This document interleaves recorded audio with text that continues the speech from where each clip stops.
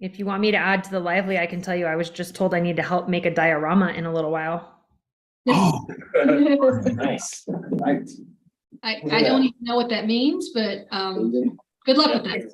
sorry. I'm very sorry to hear that. Right, we're just about to call to order. Good afternoon, everybody. Sorry for keeping you all waiting. My apologies. We So are live, our- folks. Thank you. Our Intergovernmental Relations Committee meeting will come to order. It is on Zoom. So do we have any guests that are not city folks that are listening to this? If we don't, let's begin by going through the agenda. I don't know that we want to be so formal as to approve the agenda, but if folks want to have a motion to approve the agenda, I would entertain a motion. Second. All right, it's been moved and second. All those in favor of the agenda as presented, signify by saying or raising your hand so I can see you on the screen. And those opposed, same sign. Okay. All right, we'll go to item A, review the draft state priority resolution. Is that going to be handled by Mr. Menicucci or? Now, Mr. Chair, yes, I'll start with it, and I'll turn over the description Okay. of Mr. Eric Griego for legislative, and then Jeff Hertz will do some of the district capital outlay, if that works for you.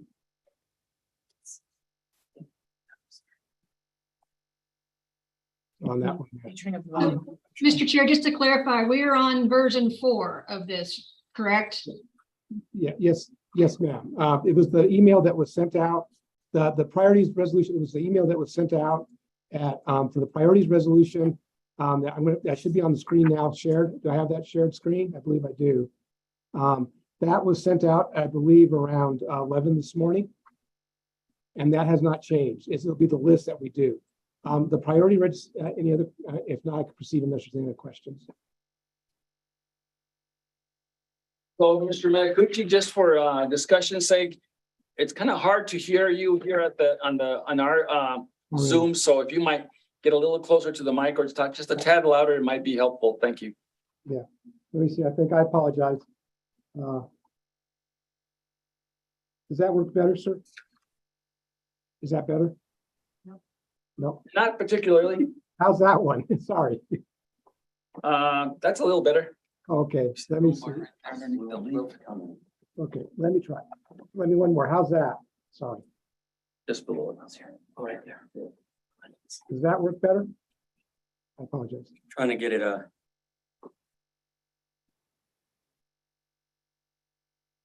you okay? Can you hear me now?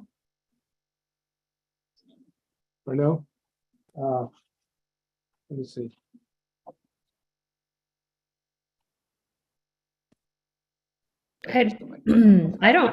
I can hear you. Yeah, is that better? Can the meeting room hear me now? Conference room? I don't think they can hear me. Can the counselors hear me? Tom, this is Counselor Bassan. I can hear you. Okay, Okay, just go ahead, Tom. We'll just be really super quiet on this end. okay. Is that better? I hope.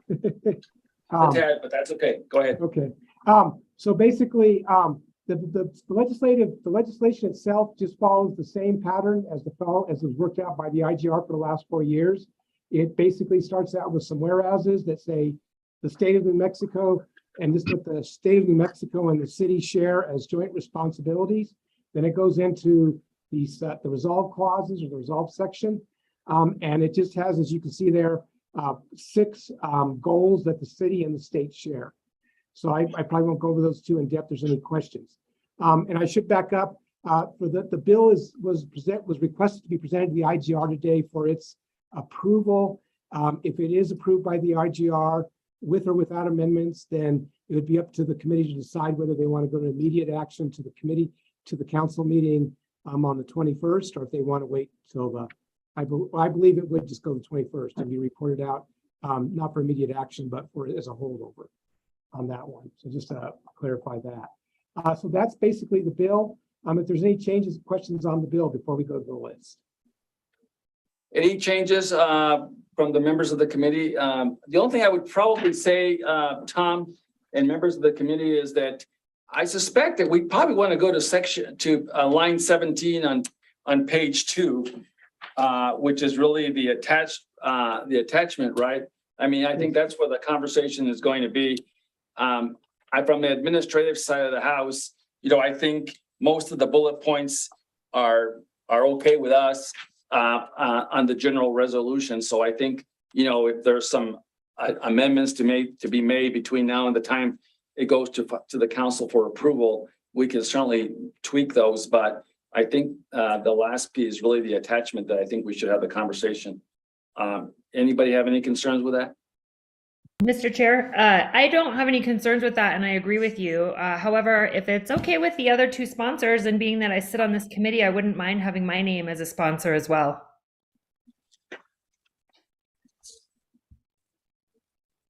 I don't know. Absolutely. Yeah, I don't know how that choice was made, but I completely agree. I think it should be all three of us. Well, if I was a city councilor, I want my name on it too. Can you guys just put a little LR in the corner someplace? I'm just kidding. All right, that's your all's prerogative, obviously. So Tom, why don't we go to that section then, or the attachment, and let's just review it very quickly, and then we'll go from there. Okay. So this is the CAO updated priorities list. So in case you all haven't gotten it, this one came in. Let me make sure it has comprehensive thing on there, the last one. Yeah, so this is the one, it just came in about 250 in case on your email. So it's like most bills that are in their last minutes, a lot of last minute changes. So this came in the last about 250 on your emails if you're looking for it. Basically, it's broken in as always set forward by the IGR over the last 4 years. It starts out with the state legislative asks. It then goes to the citywide ask. The citywide asks just have, at this point in time, what was requested by the council. At the administration ones, our understanding is will be coming in the third week of November. What we were told, and Mr. Chair, if members of the administration want to correct me, my understanding is that the administration is going over the CIP and kind of finalizing their CIP decade plan. And that'll be done the second week of November. Once that's done, then they'll know better what to put in for their state legislative ask. And then they'll go ahead and put that together. That's what we were informed. I hope that's correct. Then the third one is, of course, the city council district list. Now, what's different is historically, we've always put it in as 3 different attachments, one for legislative, one for citywide capital outlay, and one for district capital outlay. This year, we went ahead and identified, we combined them, and that was, we were trying to think of what's easiest for the legislators when they're looking at it. Instead of having 3 lists, there's just 1 list. The second change we made is that usually we just outlist the district legislative priorities. We just list them by alphabetical order. This year, because for the most part, all of the council districts kind of kept the same number of requests, except for District 9, we felt that it would be good to go ahead and break them out into city council districts. And the reason being is that might make it, again, a little bit easier for the legislators to identify when they're working on the list. So again, those are just new changes. They can be rechanged back to the old system if the committee likes, but our hope was to try to make it a little bit more of an easier document when it's actually being used on by a busy legislature on their table, their office table late at night. So that's kind of basically what it is. I will go to what's different also this year is the long list of state legislative policy or for new legislative laws and policy requests. That's for 2 reasons. First reason is that the major issues facing the city this year and the city government are issues that require probably more than normal changes to state law. The second issue is my understanding is now there is a policy group in the administration which is working to review all the policies of the city and see where we need to update, and then of course where we need support from state laws to update that. So we have a longer list. With that, I'll of course go to Eric Griego. Mr. Griego has to go over the list of requests on a state legislative, and then if necessary, if there's a few council ones, I'll help with those. Go ahead, Eric. Well, I'll get started, and then I'll hand it over to the chair. So just I know we've been working with council on some of the Metro Crime Initiative issues. So that first section, we thought it'd be good to talk about all of the issues around that have fallen under this larger umbrella of the Metro Crime Initiative. And Bob White, who's been coordinating that for the administration, can talk more about that if you'd like.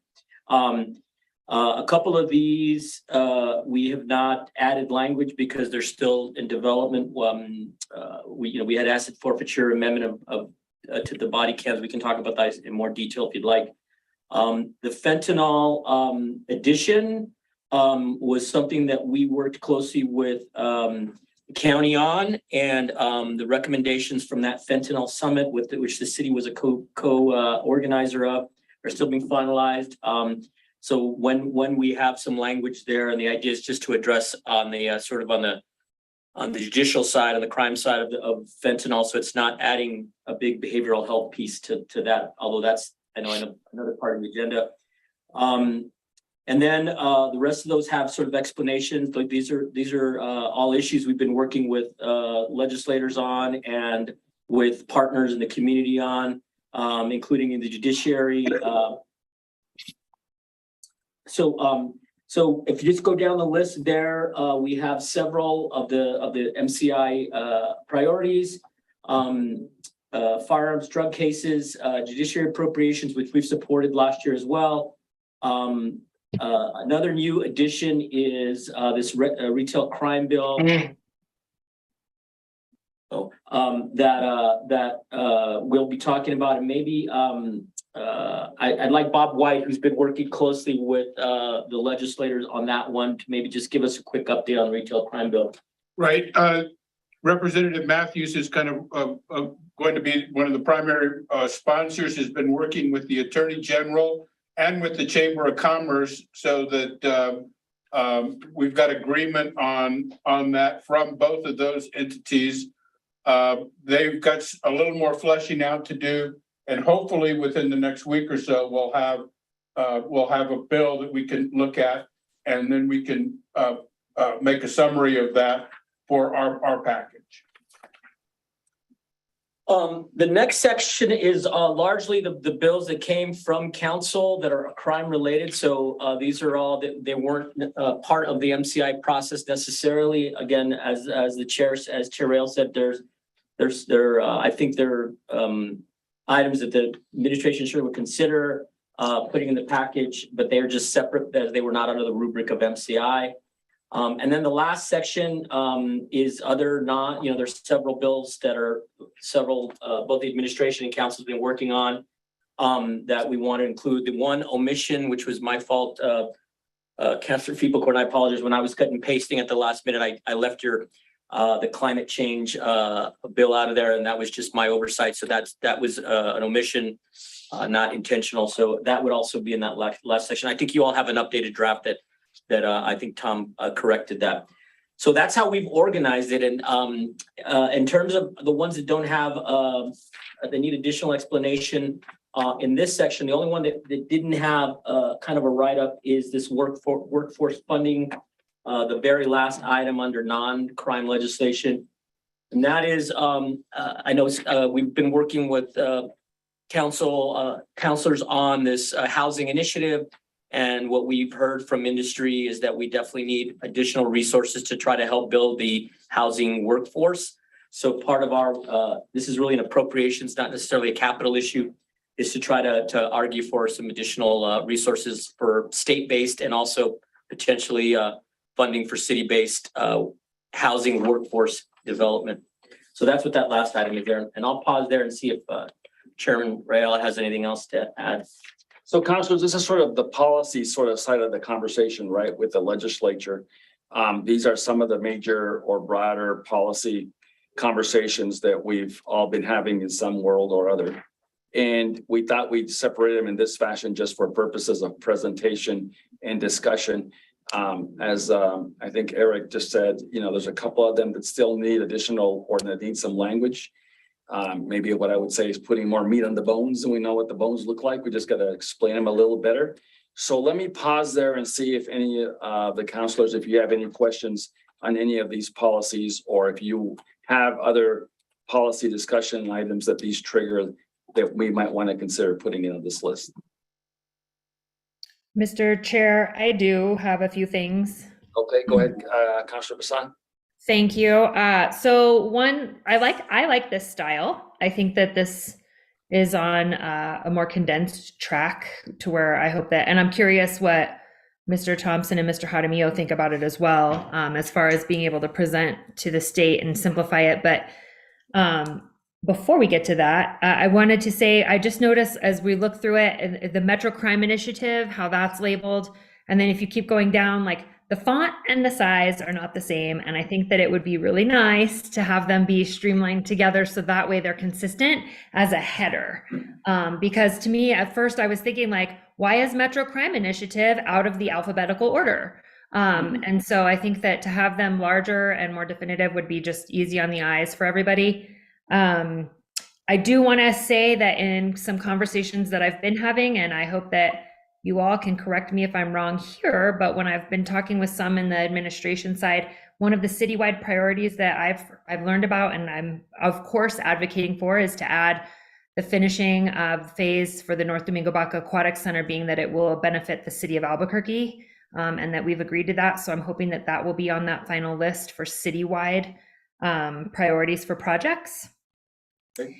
And then I don't know if now or in a little while is a good time to talk about the vote on how we decide really what's a citywide priority. And I know that this is, I feel like Kramer, I think I talked to you about it earlier too, Mr. Rael, that, Yep. you know, it's like the last minute, but at the same time, we keep saying, do we have limitations on the quantity of projects? Do we have, you know, whether it's too many or too little, how fluid can we be? What do we need to do there?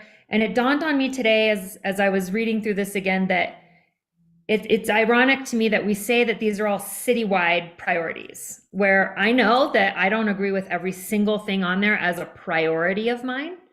And I imagine there's some of the other counselors, if not all of us, and even the mayor, that might not think that this is a priority, one of these singular projects.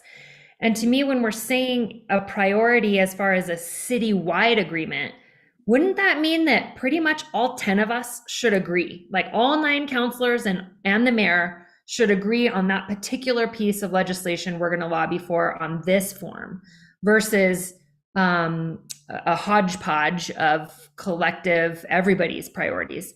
Maybe that's why this list gets so long, and maybe that's why, you know, it's really individual priorities for a lot of them, and maybe some, you know, coordinated, agreed upon by certain majorities. But to me, if it's going to go on this list, shouldn't it be that everyone agrees? And then maybe have an appendix at the end of, okay, you know, so-and-so and so-and-so thought that this was also a, you know, like a secondary priority or something. But if we're going to have this be what I guess I consider almost like a cheat sheet for the state to make it simple for them to know where Albuquerque is standing as a city, shouldn't that mean that we all agree on what is on here? And if that means nothing ever gets put on there, then that should be more individual or district-wide or administrative priorities or something like that. Right. You know, good points. First and foremost, I would maybe like to hear what Councilor Peoplecorn and Councilor Pena think about Councilor Bassan's comments.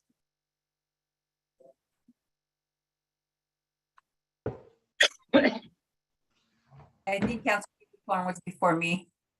Okay, Councilor Peoplecorn. Thank you, Mr. Chair. So I guess I just had similar questions on the process. For example, there is one thing that's on this list that is literally a bill that council hasn't heard yet and may or may not pass. And so I'm just curious how things got put on here that are still being discussed. I think some of the stuff, you know, the Metro Crime Initiative, like I don't support all of those things, but I'm fine with those being on there. But there should be some sort of process by which, I don't think we're all going to agree, but there should be a majority of people on council and in the administration that agree on these issues. Okay. Councilor Pena. Thank you, Mr. Chair. Yeah, I think Counselor Basani made some really good points. And I mean, it always kind of takes me, I think some of the folks that have been here since we started kind of revamping this bill will tell you that, so the process, well, first of all, let me ask this question. Tom, when's the deadline for us to get this completed? Madam Councilor Pena, Mr. Chair, we were supposed to have it done by November 31st. Now let me put that out. That's not the current legal deadline. The current legal deadline is by December 31st. But the committee had put on itself a new deadline of November 31st. November 31st. Okay. Well, thank you. Yeah, and I guess I'd go back to Councilor Peoplecorn's kind of comments is that some of what's put on here is that when we were doing this bill, maybe I should start from the beginning. What do you think, John? John, you think that's a good idea, O'Donnell? Just to say that, when I had first come on to and some of you will be familiar with what I'm saying, but when I first came on, we were actually still drafting this piece of legislation as though we had earmarks, and then we were putting pages and pages of priorities, right? So what we needed to do, because we were getting some questions from both federal and the state, is just really something that was more prioritized by the council and by the administration. And so what we tried to do, and I've said this before, every single counselor, kind of like I think Counselor Feeblecorn says, is we all have our priorities. So I have way more priorities than what is actually on this list. But we were trying to figure out a way of how to at least prioritize with each of our districts, so we didn't have a huge laundry list of items. And I'm going to speak for the state right now, but not necessarily the federal, because federal's a little similar but different. So we decided that we would try to aim for like 3 priorities from each council, and then counselor, and then what were the mayor's priorities, and then what were some of the policy items. And with the policy items, seeing some of this, I mean, and moving this bill forward with my name on it or with whoever's name on it, is really saying that we kind of put our stamp of approval on this piece of legislation. And I too don't agree with everything that's being put on here. And so what we've tried to do in the past is not only put the maybe top 3 priorities from each of the counselors, priorities from the mayors, and then with the policy statements, we've kind of been, I don't want to say, but for lack of a better word, generic in saying that, we need to address crime, we need to address housing, we need to address, because if not, if we're putting real big policy statements on here, this is exactly what Councilor Bassan and I think Councilor Feeblecorn was alluding to. These are things that should have been put forward as a resolution and we vote on as a body, and the entire body should agree. And once they agree, then we absolutely put it in. But for us to put this together when it seems as though it wouldn't necessarily garner the support from the entire council, I have some concerns with that, because what we want to do is we're trying to put something together that we can pretty much all agree on, that is a good policy and good capital for the entire city. So yeah, I have some concerns with this. I mean, and some of it, the administration put in some real big policy statements in. Some I agree with, some I don't. And it's just, I don't think it's a good way to compromise and kind of come to consensus with all 9 counselors and the administration. So that's my 2 cents. Okay. Good to have that conversation for sure. Let me just take a step back and say, I think this has been always a challenge, right? For getting 10 individuals with 10 perspectives, all to say yes to all the things that go in this bill, is always a real challenge and has been a challenge for the city forever. And so, but I hear you all's perspective on this. I mean, the other option would be is to put broad headings that just say, Metro Crime Initiative, or crime related legislation, and put some broad categories around these things, and then leave it up to each of us. And I say that on behalf of the mayor and each of the councilors to push their whatever they would prefer in Santa Fe. Many of these initiatives here, for example, on the Metro Crime Initiative, are initiatives that have been before the legislative body last year when we went to the legislature. There's some new stuff in here for sure. So I guess what I'm asking is, I think that the process for this committee was to do, in fact, what we're doing now is look through these. Which ones of these do we think are initiatives that we all can support, at least this committee, to recommend to the rest of your colleagues at the council? And which ones of these are ones that we all have some concerns and or have some interest in having more conversation about? Look, I don't want to presume anything. I think some of you will like some of these and some of you may not. And I suspect that if we got into the legislative conversation in Santa Fe, one of you might be up there testifying on one of these and somebody else might be there testifying against it, because it's just the nature of when you have our form of government. But not necessarily trying to find a solution, but more trying to figure out how to get us past this issue, because this is the whole issue of all of this IGR, right? Councilor Pena and Councilors People-Corn and Basan, we're not all going to be on the same page in all of these. I think our thought was, let's put them all on the table. Let's at least let everybody know what everyone's thinking about getting done. And then knowing that there may be some who may be more supportive of one policy or the other. I don't know if that gets us to a solution, but at least I think we've got to figure out how we get there. If not, we can just do general categories and say, we support legislation that fights crime. We support capital outlay that supports community development and community buildings, and just leave them as in a general category, and then let all of you and all of us just move on to the legislative process and see how it all comes out on the other end, which I'm not so sure we want to do. And I'm not saying we should, I'm just playing devil's advocate here for conversation. So anyway, with that, Mr. Thompson had his hand up. Joe? Yes, sir. Thank you, Mr. Chairman. I guess from my perspective, this document has at times been a source of consternation because of the lack of unanimity amongst the members. So I've had times where maybe the mayors under the prior administration, the mayor would have me in there on a bill in support of a bill that was on the list. And then a counselor would ask me against it in a subsequent committee. So in that sense, it wasn't really particularly helpful.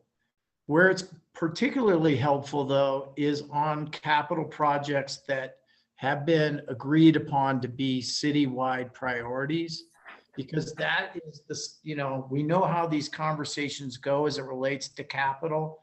And it's extremely helpful for me to be able to characterize a project as like, this is one that's got everyone's support.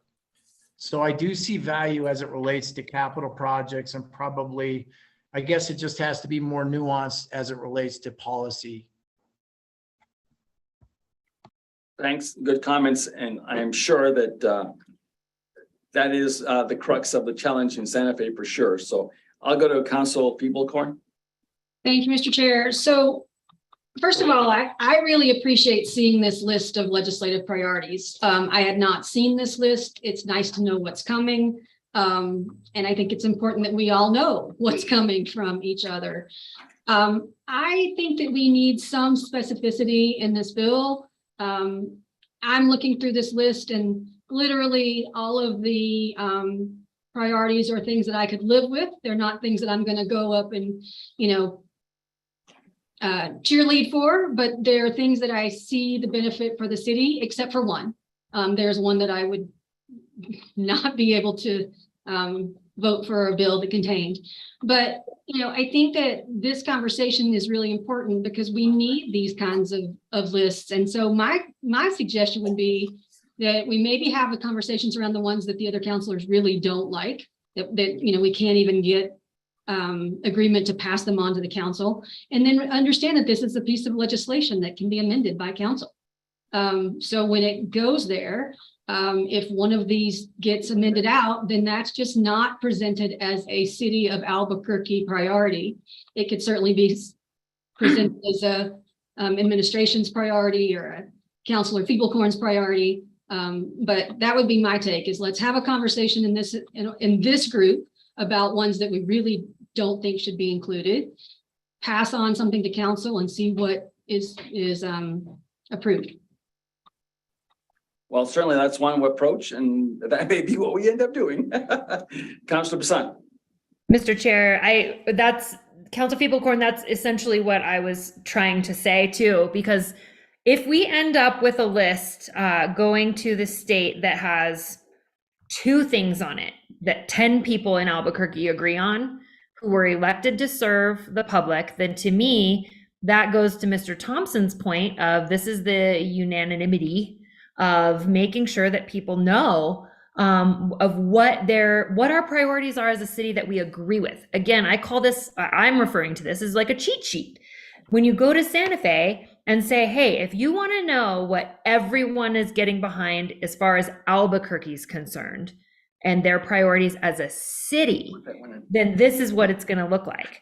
But again, if we end up whittling away this list to just 2 things, then at least we know that the city agrees with these 2 things. And then we can have whatever, if we call it strongly recommended, legislation or something, just not citywide priorities. Because to me, I think that, again, I recognize how hard it would be to get 10 people to agree. We see that plenty regularly, but at the same time, if we can't agree on that, then why should it be considered a citywide priority? And I think that we should go through and say, well, if the 3 of us can't say, or the 4, if the mayor and the 3 councilors here can't agree on one of these, then it needs to get the axe just from this meeting alone. Because then to me, that says that it's not a citywide priority and it's convoluting the process and making it watered down as far as really the strength that it could hold if we could really fine tune it to be say what we mean and mean what we say. Okay, that's a great approach. Councilor Pena. Thank you, Mr. Chair. I actually think before me. I'm sorry, I can't see somebody else's hand, so apologize. Did I call on someone and leave someone out? David, did you have your hand up? It looked like you had your hand up earlier. Yes, I did. Thank you, Mr. Chair and Councilor Pena and councilors. I did want to sort of weigh in on and follow up of what Joe said, and some of this is repetition, but it comes from experience. As the policy lobbyist on policy matters, I am often asked in committee by senators or representatives whether the position that I'm advocating for is the administration's position, whether it's the council's position, whether it's the council/administration's position, whether it is a segment of the council's position. That happens, and it happens increasingly so. And it will certainly happen in a 60-day session. There's a wide swath of policy on this list, and clarity is always better. Because to be sure, if something has, what's that $12 word someone taught me once, imprimatur, I guess it's the stamp of approval, as we'd say. If it has unanimous stamp of approval, that's very powerful. Frankly, makes my job a heck of a lot easier in terms of advocacy, especially given the sheer number of senators and representatives from the Albuquerque metropolitan area that you deal with in committees.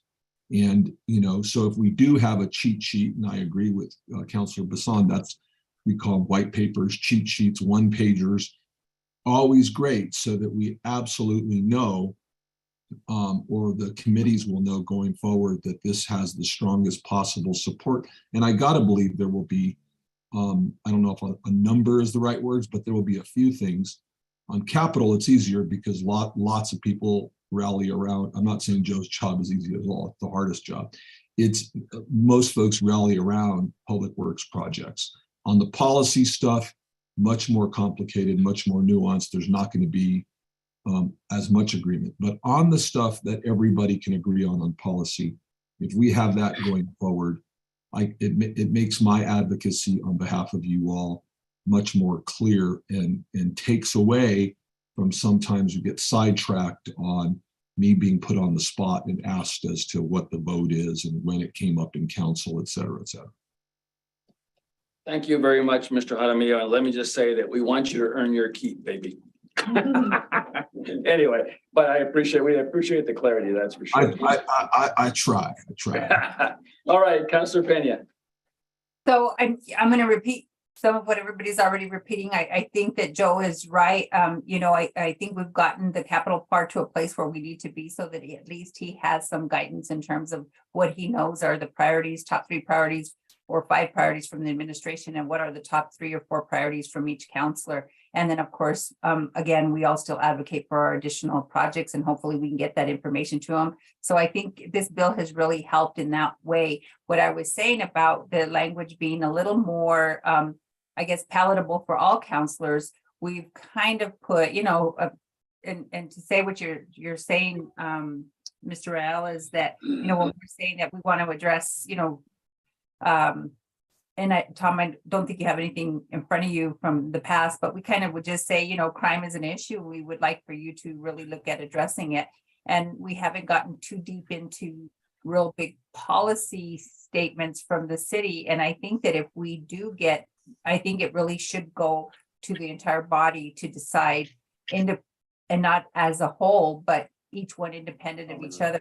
I know we don't have that kind of time, but I think it gets a little more complicated because just using any one of these, for example, I'm sure there's other counselors that would go and lobby against that or be upset because our city lobbyist is advocating for something that maybe almost half the council doesn't support. So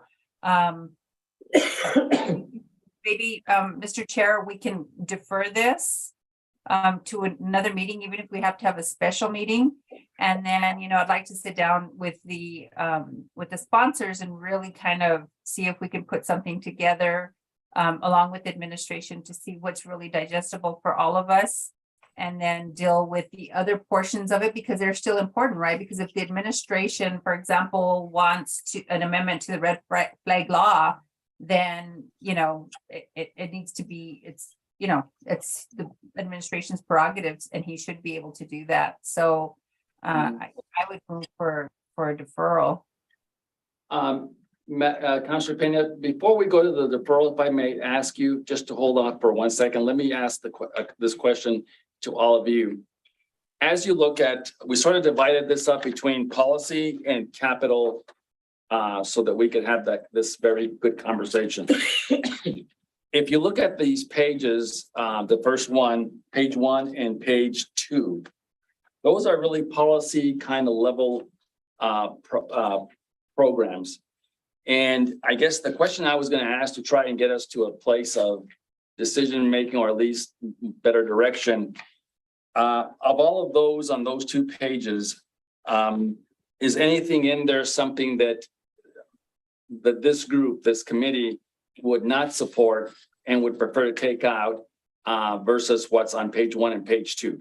Just these are basically related to citywide policies that I think all of us have talked about, whether it's been at a council meeting or informally, et cetera. And I just want to get a sense of that so that if we can get there, it might be that we get the policy piece at least presented to the rest of your colleagues. And then obviously we're going to have the same conversation again at a council meeting. And then we go to the citywide priorities and projects. Because I do think that in the citywide priorities and projects and council projects, I think we're a lot closer than we might believe on some of these. Because I think, for example, we've looked at all the council policies from each of the council districts. I think I mean, from the mayor's perspective, I think we're fine with those that are there, and we have some of our own, and we'll incorporate them, and then we'll try and stay away from putting a big binder together, as Councilor Bassan told me this morning. But let me just ask you, if you don't mind, Councilor Pan, just for a second, do you all have concerns with page 1 and 2? And if we do, is there something specific on any of those that you'd like for us to at least have a conversation about? Councilor Peeblecorn? I think that Councilor Bassan had her hand up way before me. All right, Councilor. Thank you, Mr. Chair. Thanks, Councilor Peeblecorn. I mean, some of it just came into us really recently, so I would want to review it a little bit further. But what I was going to, I mean, there's nothing that I'm completely opposed to, But there are some things that when I was reading through it, I was imagining and making my own assumptions, which I know could be problematic, but thinking there's going to be a couple counselors that on specific issues are adamantly opposed to a couple of them, I would think, based off of what I've learned. So to me, I was going to suggest not overthinking it. And this is the mom in me sort of with figuring out part of it too. Like, what about if we can actually, have this list and not continue adding to it every day, week, hour, but say, okay, well, IGR has this proposed list. And speaking just about the legislative priorities, not the capital, would it be possible to have staff go back and literally say to counselors, look at these legislative priorities, and if you're completely opposed to any of them, cross it out. And and the mayor too. And if that comes back with, crossed out, then that one gets moved to a secondary list, like what Mr. Jaramillo was saying, where it's like, well, some people are okay with this, but unanimously approved by the council and the mayor are this list of projects. And I know that the council has to approve the final bill, but to me, if we're talking about just the three of us sitting here, and I mean, probably it's okay. Maybe I'm wrong, but to me, it should not be this long, long list of priorities that it loses the word priority if it ends up being a little bit of everything, in my opinion. If it's going to be a priority to be an easy sell for Mr. Jaramillo to go to all of the legislators, then let's make it easy by helping out with the advocacy behind that. Thank you, Councilor. Councilor Peeblecorn? Thank you, Mr. Chair. So I'm looking down this list, and I think for the legislative priorities, I'm not talking about capital outlay, but for the pages 1 and 2, I can live with all except reestablish qualified immunity.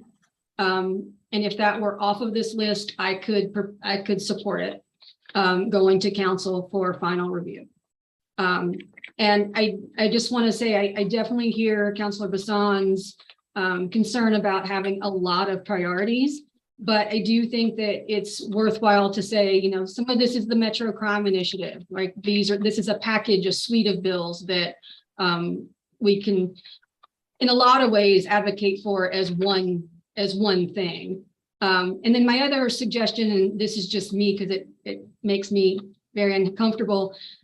We have the crime initiative and other crime legislation, and then we just have this other non-crime legislation. I think we could come up with a better word for that because it makes it seem like an afterthought that, in my mind, some of the more important ones on this list. I totally agree with your last comment for sure. We'll change that. But okay. All right. So as I'm hearing the conversation, I'm gonna go one more time now back to Councilor Pena. Councilor Pena suggested we defer this. Probably for the same reason, Councilor Bassan, you're talking about, which is giving everybody an opportunity to review this one more time. And then maybe coming back at the end of November and adopting what is consensus from everybody. And then what is, quote, things that only some approve and not others. And that may be the subject of debate at the council meeting when it's presented to the full council. Is that the desires of the committee? Councilor Pena. So yeah, so I'd ask for a deferral, and then there hasn't been a second yet, but I would ask for a deferral, and then I would ask that the administration, because most of these policy items that are on here are actually from the administration. So I'd ask that the administration and their staff actually meet with the counselors to see if there's support from other counselors on these, so that we can have a process to kind of just eliminate some of them that are total, that wouldn't pass the muster, kind of like what Councilor Peeblecorn said about qualified immunity from other folks who may not like some of the other stuff that we have on here. So I mean, I just think a deferral is important. I just think that the capital portion of it, I think we've done a pretty good job of getting that trimmed down and getting it to where it needs to be. And Mr. Thompson said that, it's working for him. So I think we're there. It's just the policy stuff that we've actually included a lot more policy than we have in the past. And I don't want to say that in the past we've put stuff that's generic, but I think it's something, again, that's been palatable for all council to say that it's a. So we have a motion to defer. Do we have a second? Yeah, Mr. Chair, just a question on that motion. Are we just deferring pages 1 and 2, or are we because I think that 3 through 7 or 8 or however many pages there are, we all are agreeing on. Is that everybody's understanding? Yeah, Mr. Chair, on that with Counselor Feeblecorn, I feel comfortable with the deferral because there's a whole bunch of blanks on these, whether it be for any of it. I don't want to vote on this. But I sure am hoping that if we defer till the November meeting, because now we're getting in real crunch time, and so I don't want to keep deferring and deferring.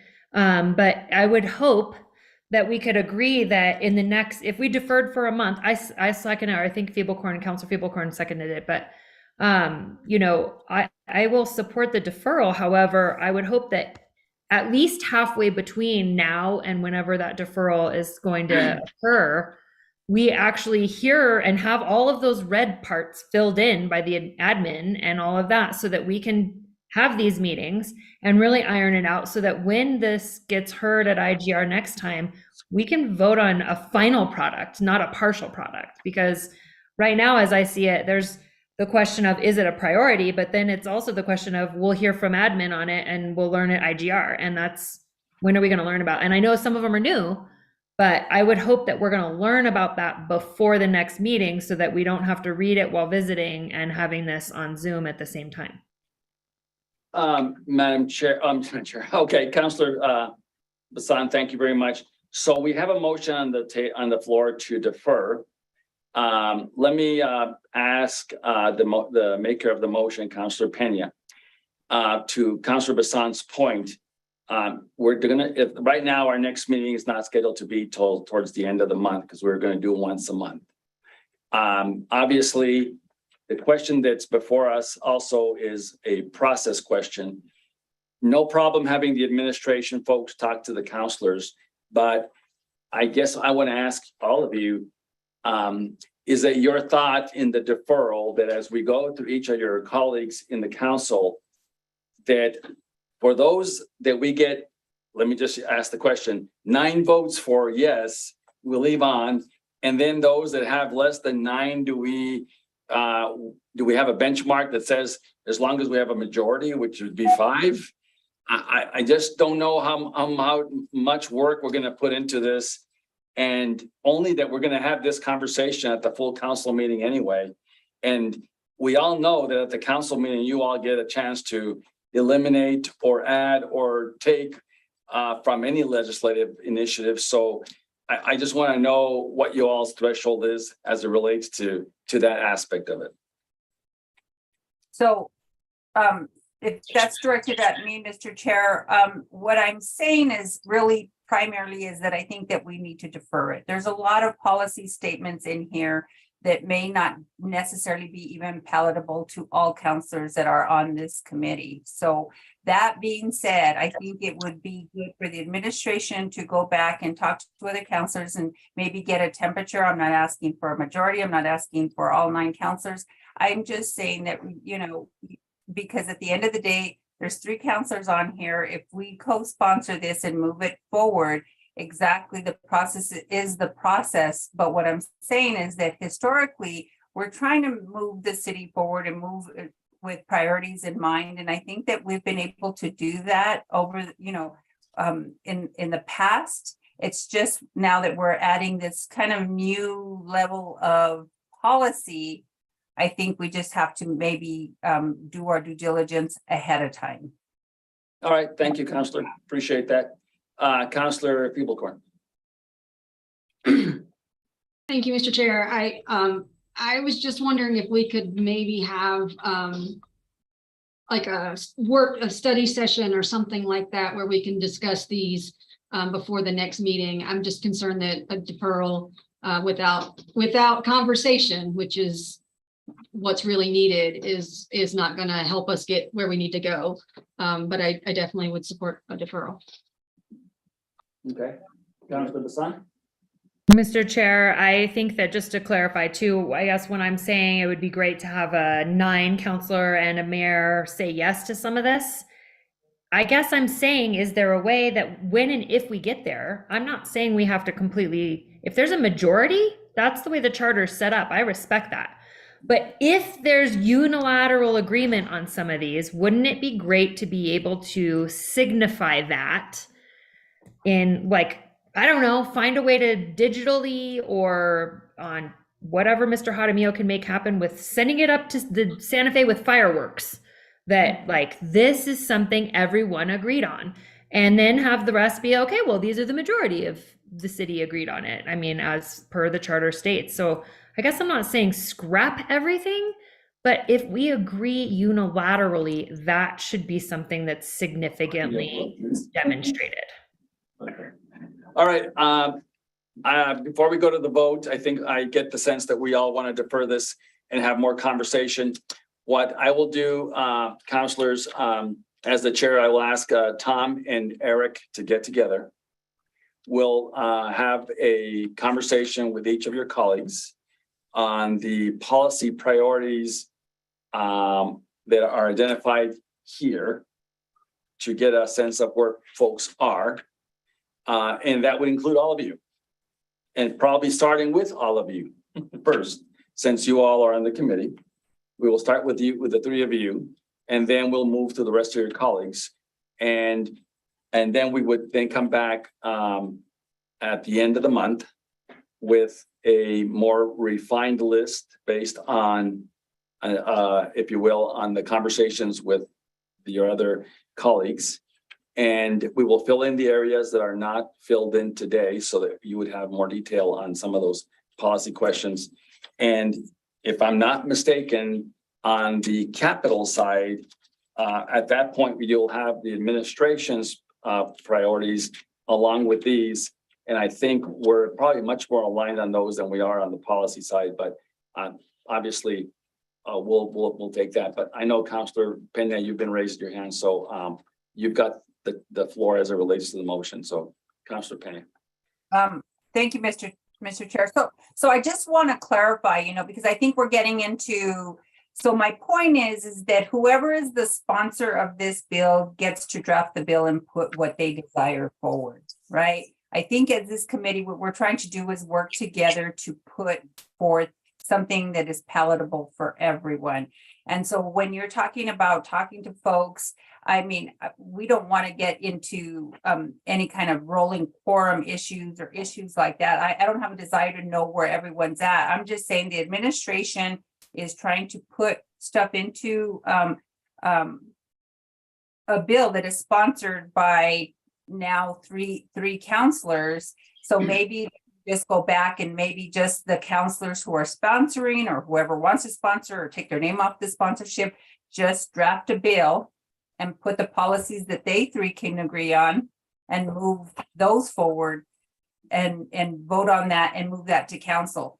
I guess what I'm saying is we're just trying to work together because this is such an important document for all of us. And we want to get to some type of compromise without, having these discussions with other counselors. So I'm just trying to say how to do that. If there's something with this committee that feels like, hey, maybe just whoever sponsors the bill puts their bill forward, you put it in, it gets amended, it dies, it whatever. I mean, we can go that route, but I think we would have needed to start this process a long time ago in order to get there.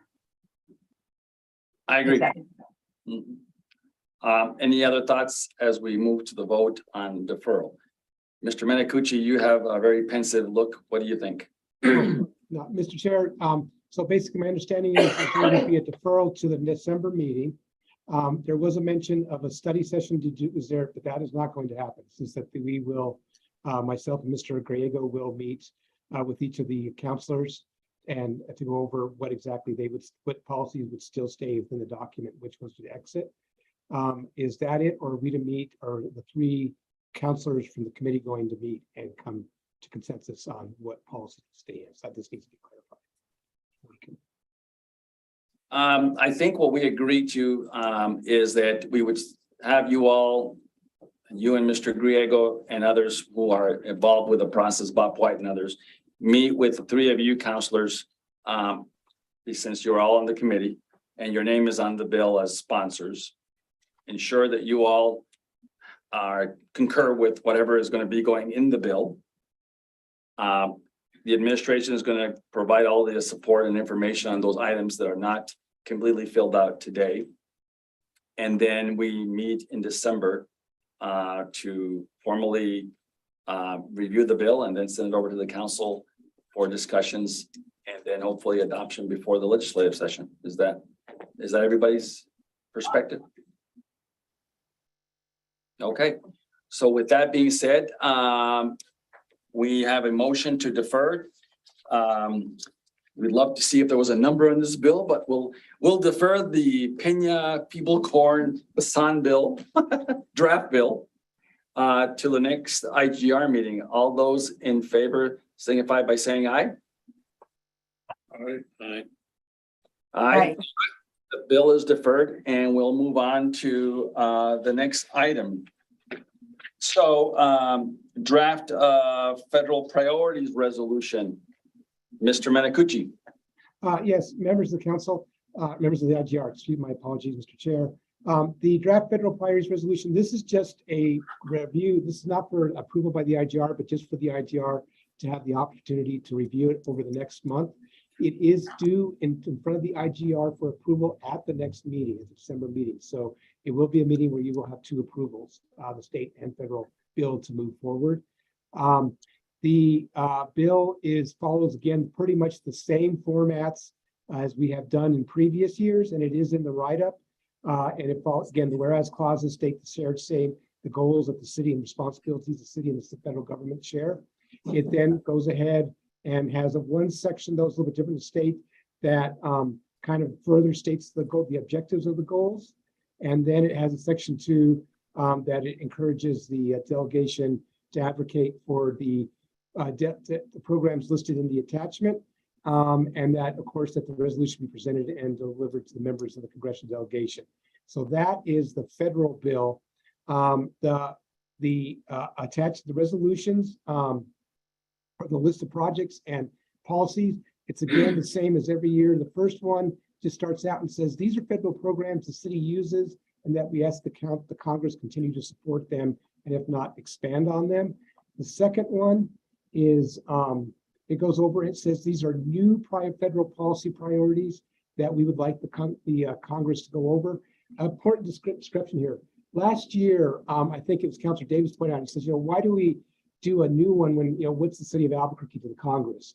And I think what we pointed out was that really it's more for our congressional delegation. If they're in congressional meetings or caucus meetings or wherever they're at in part of various interest group meetings, and they start to hear of some of these, or some other members start to say, hey, there are other jurisdictions have kind of start to mention some of what they have in this bill. It would just kind of let them know that the city of Albuquerque has the same issues, and that it might just kind of give them some guidance and maybe supporting a bill of that nature. So that's kind of why we kind of do the, for lack of a better term, the pebble in the ocean kind of approach here. And then I think we have to put on the second one. The third one we have is potential project grant applications. So what these are is these are both earmarks applications. This is the capital outlay from the congressional bill. In effect, it's both earmarks that could be coming up, and it's also for potential as grants come around during the year that the city would potentially be filing for if grants for these type of programs are issued by the federal government. What we did do, Mr. O'Donnell suggested one change this year. He suggested that particularly for the grant applications and the competitive earmarks, that we also put in some ones that we will look at in 2024 and 2025 and 2026. And that is just so that since it if we know there's a project coming up, and this one here we have the single roof library, that it will be a number of years before we need funding for it. It just kind of notifies the Congress that we will be coming for it, so that it's not something we just suddenly present the year that we're going to have. This is kind of a way to kind of let give time for the counselors, the administration to kind of educate the congressional delegation on, and for them to be able to get familiar with. So we have that both 24 and 25, 26 proposals in there. So that is pretty much the layout of it. And so with that, Mr. Chair, I'll yield back to you. All right, thank you, Mr. Manicucci. Any questions, any thoughts on this? This is not for approval today. It'll be on our next IGR meeting, but appreciate the behind the scenes work, Tom, on this. Any questions? Counselor Bassan. Mr. Chair, I really like the bold and the font. I'm like a grammar crazy person. So on this one, I think it's awesome that it's very clear where the heading is and not, but I also really, really like and thank you, Mr. O'Donnell, for suggesting this, and Mr. Manicucci for starting it, the whole planning in advance thing. How great is that, the delegation can start seeing that we're not just being impulsive about something when it comes to specific projects, that some of them are, being dreamt up and being worked on.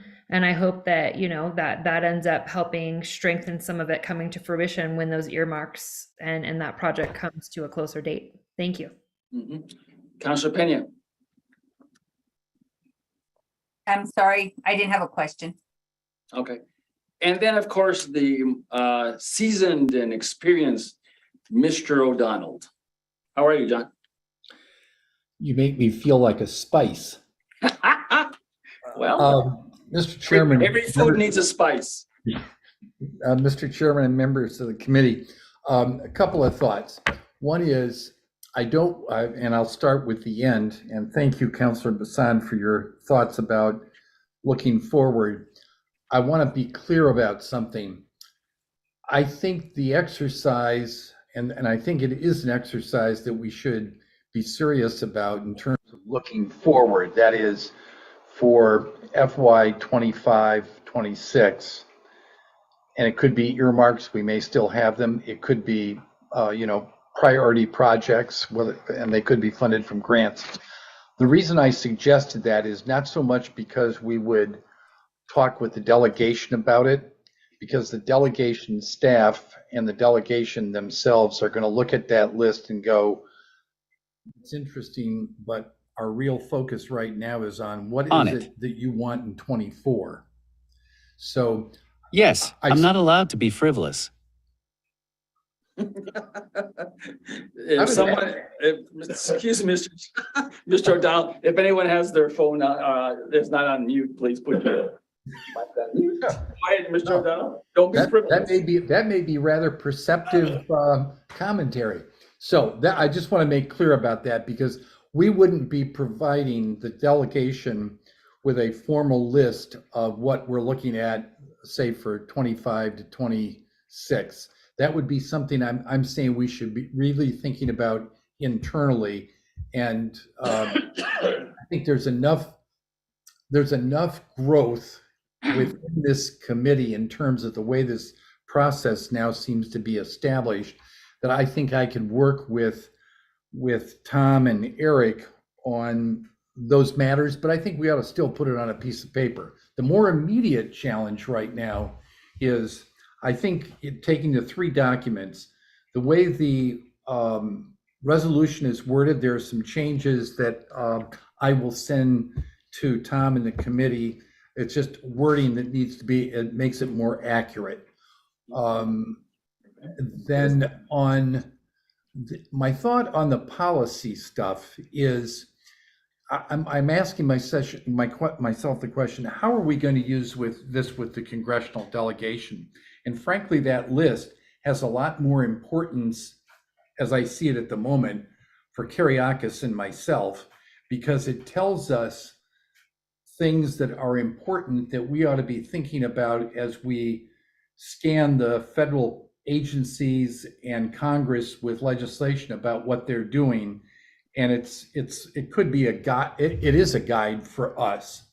Its use with the delegation is probably somewhat beneficial, because you share it with them and the staff will look at it and they'll see certain things. And the way staff responsibilities are split up, they have program areas. So they won't, one person won't look at the whole thing and think they need to remember it. If they look at it as much as I would hope, they would see some things on there that are important to them. I've thought to myself, how do you cut cut that list down, and I have some thoughts about that, because when you get to addressing things with Kirtland Air Force Base, as all of you know, there is the Defense Department way of doing things and the timing that they have for doing things, which is not necessarily the same as the cities. So there may be some things to tweak in that listing, and it might mean shortening it a bit. And then on the projects, where there's the list that you have, and I think there are about 10 projects listed. I looked at that quickly, and out of the 10, about 6 of them, if you were to go for an earmark, 6 of them fall into what we call the Economic Development Initiative, which is out of THUD, and it's CDBG money. So I think what we've got to think about here is 2 things. One, we don't want to overload appropriations. It's not, we can have all those appropriations requests go in. I'm not saying don't do that, but I'm saying realistically, and because we have to prioritize them, realistically, if you were submitting that number, you probably would be fortunate to get one big one with the EDI. The reason that I mentioned this is also because when you look, and we had some of this discussion last week with counselors and policy analysts in the administration, when you look at the earmarks from last year and the earmarks from this year, we got about 7 earmarks. I'm not counting the one that went to the Albuquerque Housing Authority, but if you want to, you can count it. It's in there. So we got about 8 out of 15, 7 out of 14. And 4 of those were in the public safety area.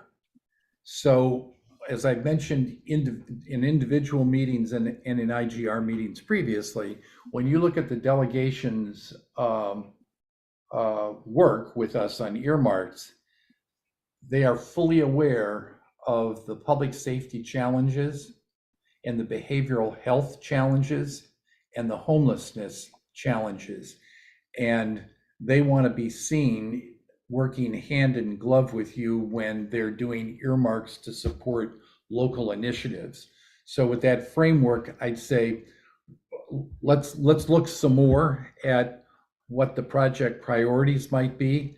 And because the project priorities, those 10, that list says grants and earmarks, let's look at the grant side of it too.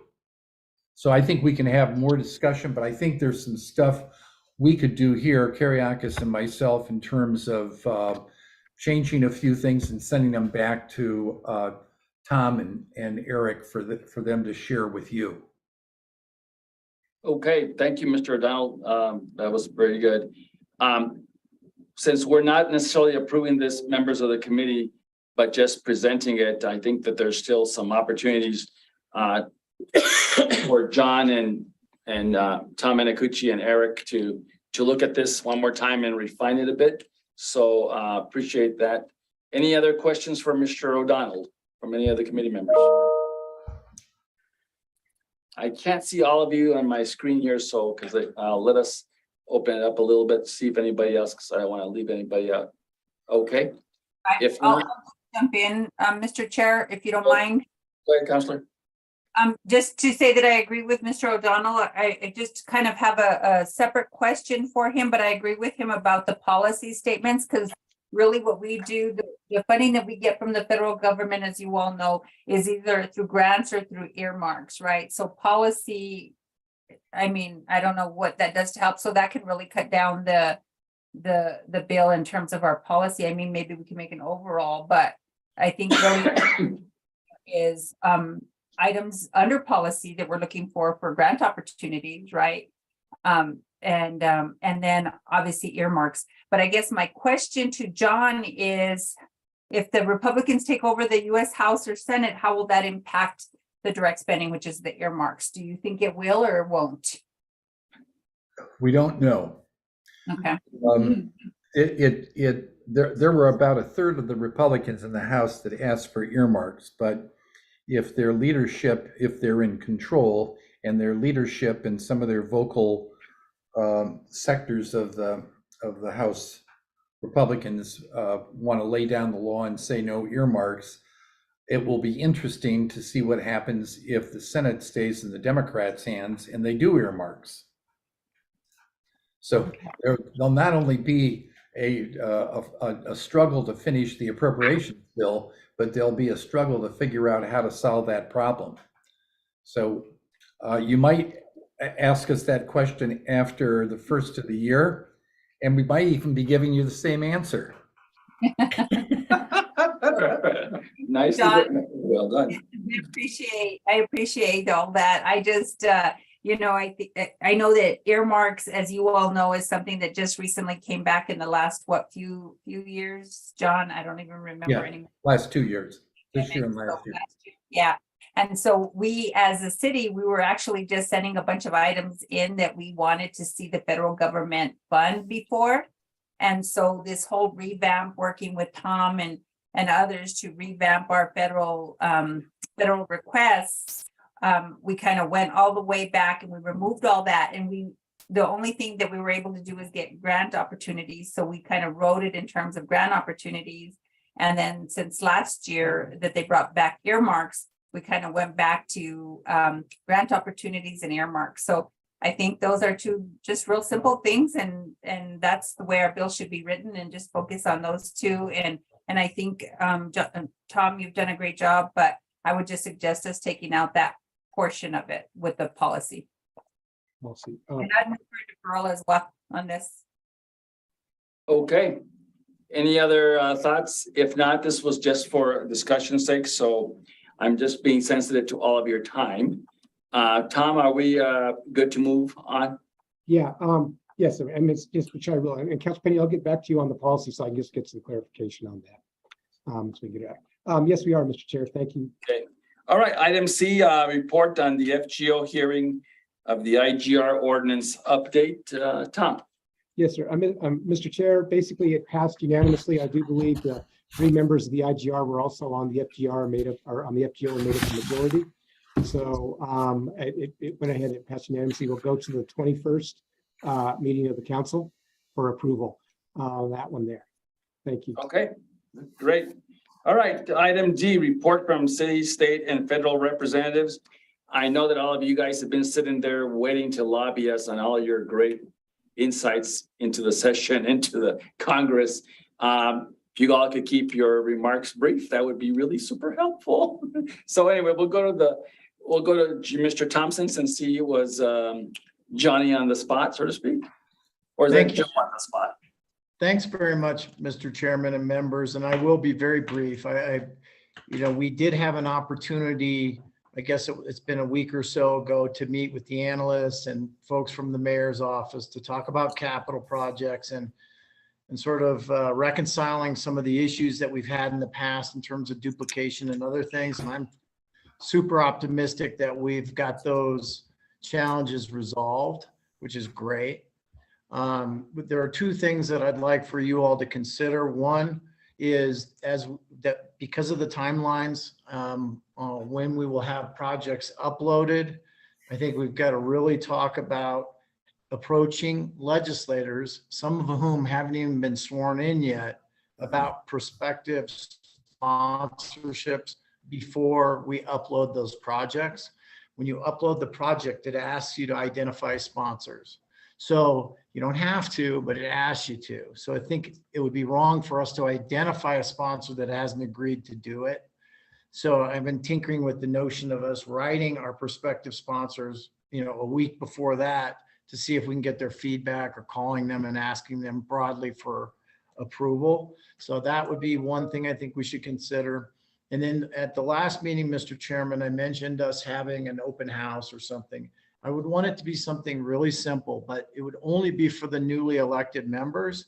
And it would just be something where, it'd be a lunch, let's say, and members would come and they'd meet the leadership team, they'd meet counselors, they'd meet the counselors' analysts, Mr. Minicucci and his crew.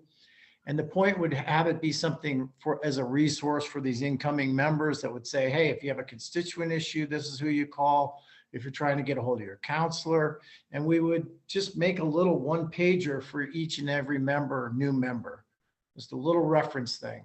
When I was first elected, they gave me that, and it was incredibly useful to me in my service. And so it wouldn't be something that would be some big to-do where we'd have to sweat, people attending and having a bunch of materials. Less formal than that and less stressful, but something that I think would have value for the incoming members and value for all of us. Great, great suggestions. Wholeheartedly agree with your recommendations on both items.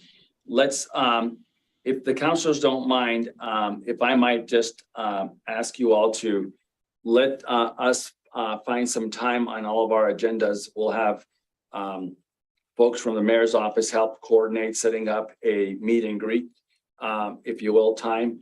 And we'll put that together and work with the council staff to find the appropriate dates that all of you can be there. And then on the other issue associated with getting requests to members, or at least having conversations before we upload them. Those are good suggestions as well. And hopefully, Joe, I mean, I would be less than honest to say that we're going to get them all done that way, because you know how this stuff goes. But I think if we make it a priority to try and get as many of those folks contacted before we upload this, it would be a lot better for you, obviously, and we agree with that. So thanks for that. Go ahead. Let me go to Mr. Jaramillo and for his 2 cents. 2 cents. Well, I could keep it really cheap, brief, and say I'll give you an update. What time is it right now? 4:19, about a week and 3 hours from now. But I won't. I'll say that from my perspective of the way I see things right now, I think the city of Albuquerque is going to be in very good shape following the election next week in the House. And I think that we'll have a better sense of what the new leadership will be. And if that is solidified shortly after the election, I think the new speaker should be invited to this open house.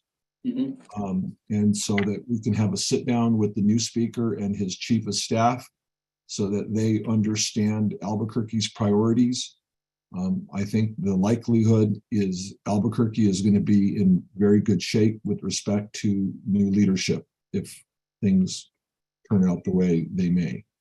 And I think that's also going to be true in the Senate. I think we will have a new senator who will be probably someone who is easier to communicate with on city of Albuquerque issues. And so in terms of, even though we don't have an election in the Senate next week, I think there will be a change in the Senate that is going to be positive for Albuquerque's policy initiatives going forward. So I think that's, my 2 cents, but for sure, I think we know there's going to be new leadership in the House. And, sitting down with new leadership sooner rather than later as you all get these priorities set in stone will be my priority, and I'll facilitate that for sure. Thanks, David. Appreciate you very much. Tom, you had your hand up. Yeah, Mr. Chair, just at next month's December meeting, Mr. Thompson brought up one issue we have to discuss. Historically, during the session, the IGR meets weekly to discuss meetings. So I know our schedule is monthly, but we may ask the IGR to look at an amended schedule to determine if they would like to meet weekly and where Mr. Thompson and Mr. Jaramillo and their staffs report on the details and ask the IGR for guidance as bills are making their way through the legislature. Okay, that's great. And I think we all are on the same page on that we ought to meet weekly just to get updates. Anyway, Councilor Bassan. Mr. Chair, Councilor Pena first, please. Oh, I don't see. Oh, there's her hand. Sorry, Councilor Pena. Go ahead. That's okay. Thank you, Mr. Chair. I just wanted to invite, historically, we've been doing this forever since Ken and the community, but exactly what Joe's talking about, we have a legislative reception and ours is coming up pretty soon. I don't have the date and Rachel's not on. So, but I'll definitely send you all an invitation. I mean, I don't know if councilors from other areas want to go, but It's something that's been very beneficial for us over the years. And this is the West Side, Yeah, we have a reception every year before the session with all the West Side legislators. right, okay, great. Thanks, Counselor. Counselor Bassan. Mr. Chair, Counselor Pena, I would love to pick your brain about that. I want to throw a party and have it be eloquent, called a legislative reception. I like it. Okay, That was Okay. like made me squirrel when you said all of that. But I definitely support the weekly meetings when we get closer. When would you recommend, Mr. Thompson, for a legislative reception for all of the new legislators? Sometime, Mr. Chairman, Counselor Bassan, sometime before, December, I guess, if possible, after Thanksgiving, maybe sometime right in there. Okay. So There may Mr. be some recounts, you just want to kind of let the elections be settled, so. Okay. So Mr. Chair, you said the administration will kind of take that on? Counselor Bassan, we can take that on. Obviously, we'll coordinate with your staff to make sure we work together on that. So that it's a city of Albuquerque reception, but yes. Awesome. Okay.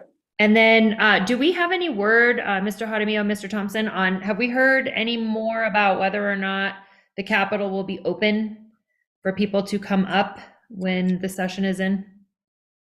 Oh, you mean in terms of whether it's going to be a virtual session or a? Yes, I want to know if I can go knock on some doors. I think it's going to be an open session. Joe has his ear to the ground a lot more than I do on that. I mean, barring some explosion of an Omicron variant that makes everybody sort of change their view of things, I think the only government function that is still having masks, I'm a practicing lawyer, is the courts are still requiring masks in courtrooms, and I think that's on the verge of changing. But I don't think there's any other example of those measures right now in government. So I think many lobbyists, and Joe does this a lot more than I do, are assuming that this is going to be a fairly full, open session. Mr. Chairman, this came up at a recent legislative council meeting, and as I recall them saying they expect it to be a normal session for most purposes. Where you might see some restraint is as it relates to like the days where they have massive gatherings in the rotunda, that type of thing. I don't think it will affect us in any way. They did also mention, though, that folks are getting more comfortable to the Zoom approach as it relates to allowing people to testify and so I think they will keep some of that on just as a convenience for people that aren't from in town. Okay. Thank you very much. Counselor Pena.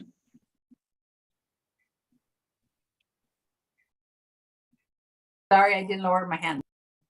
It's okay. I thought you were just waving at us. All right. With that being said, I would look over John's shoulder, and through the window, it's dark in DC, so it must be after hours for our friend John. So Mr. O'Donnell, you're up for the federal presentation. Mr. Chairman, members of the committee, I'm going to make this very brief.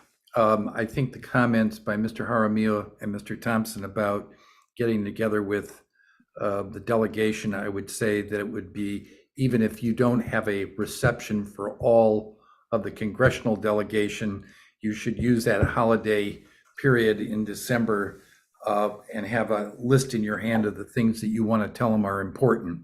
Also, as I said last week when Kyriakos and I visited, make sure that you invite the congressional staffers, the local staffers, to see your projects and talk with them about those projects. They're coming back here, I think Congress will come back here after the election. I saw a date that said the 17th. This afternoon, I saw something that said the 15th, 16th. They'll be back here. They've got the appropriations to finish, the National Defense Authorization Bill, the Water Resources Development Act. They may wind up attaching those bills to another bill. That could be the Defense Authorization Bill. It will be the vehicle. We'll see what they do on appropriations. I think they want to try and finish that before the holiday, before Christmas. The CR expires on December 16th. I want to just echo what Councilor Pena said about grants and earmarks.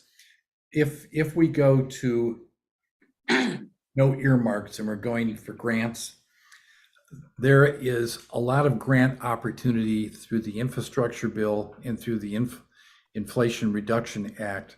And on the point of the Inflation Reduction Act, I just noticed today that EPA has put out a manual about how the programs that are in the Inflation Reduction Act, how they can be used. It's probably something that's a forerunner to maybe guidelines in the Federal Register, but we'll get that out to you. But this is something that the Department of Transportation, Housing and Urban Development, and a few others, our Bureau of Reclamation, are going to have to do. So stay tuned. Get back to the whole thing about grants. As that information comes out, we'll make sure you get it so the city can apply for those grants, which are opportunities in those areas that are of priority to the city. And that's it, Mr. Chairman. All right, thank you very much, Mr. O'Donnell. Any other questions for Mr. O'Donnell? I know that Kariakis at least has his nice mug on the screen there. Kariakis, are you on? There you are. Good to see you. All right. Any other questions for our federal delegation? If not, we'll move on to other business. Any other business for the committee?